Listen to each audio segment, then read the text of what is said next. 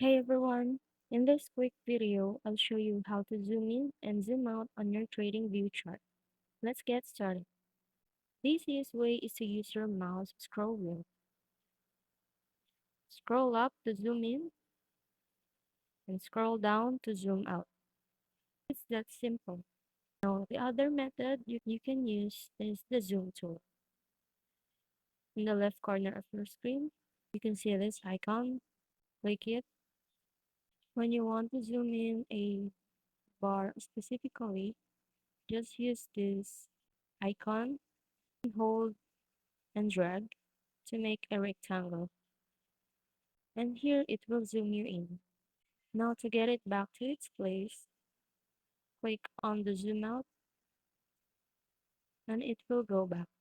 The other method is go here at the bottom of your screen where you can see this months or time frame and just drag it left or right to zoom in and zoom out.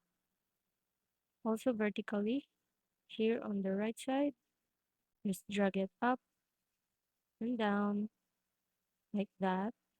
To go back to the original view, just right-click on the chart and select Reset Chart View. This brings everything back to normal. And that's it. Super easy.